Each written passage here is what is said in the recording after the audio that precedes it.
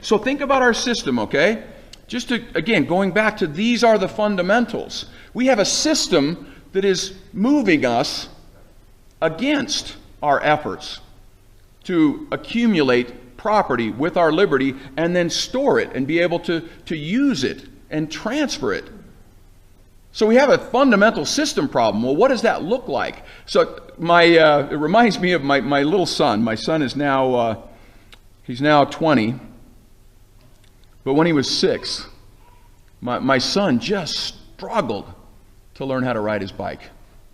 I mean, struggled. I know all of you have had children that have struggled, but he struggled to learn how to ride his bike. And he would try, and he would fall, and he would try, and he would fall, and he would try, and he would skin his elbows, and he would try, and he would skin up his knees, and it just demoralized him.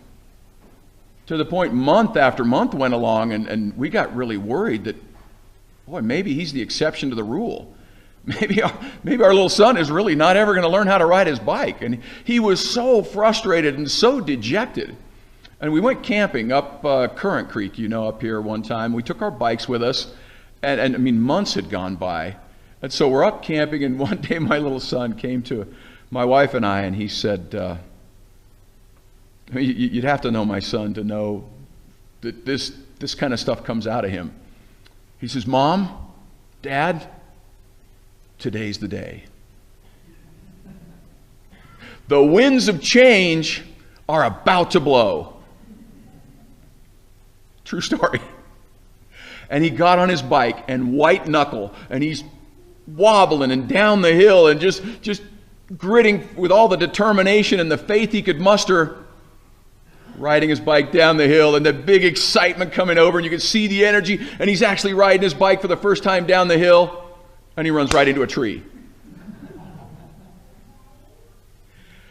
And he gets back on his bike. It's called trunk driving. He gets back on his bike with all the faith and the determination and the grit and the energy he can muster, and rides his bike up the hill, white-knuckled all the way.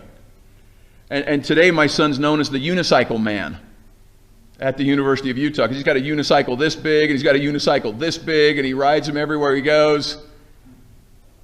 Our system was designed like a bicycle. It was ingenious.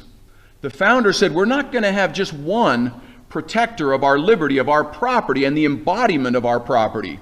We're going to have two. This is a counterintuitive idea that the people are going to divide their power. Remember, who's the boss?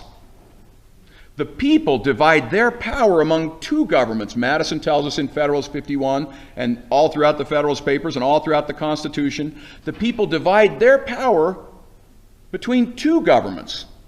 Federal, what they called national, we call it today federal. The whole system is really federal.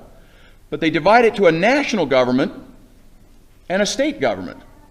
And they gave us the recipe, and they gave us the tire pressure right in the Constitution. And right in the Federalist Papers, Madison says, this tire, the national tire, is going to be few and defined. And this tire, the state tire, is going to be numerous and indefinite. Well, think about where we are today. We've got a national government tire that is so bloated it's about to explode. And we have a state tire that is so flat, it's about to chew the rubber right off the rim. Now, we just had an election, and the election discussion was all about who's going to ride this bike. Should we have Hillary Clinton ride the bike or Donald Trump ride the bike?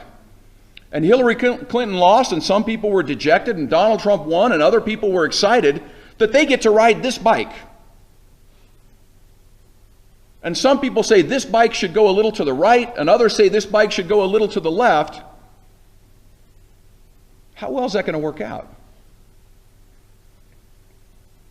We've got to fix the bike. We got to fix the bike. And the founders were so ingenious in what they did, knowing, like anyone that's ridden a bike, any type of machinery, any type of system, the longer it goes, the longer you ride it, the longer you use it, the more it's going to need maintenance and repair. And they knew that. And so they provided tools for us.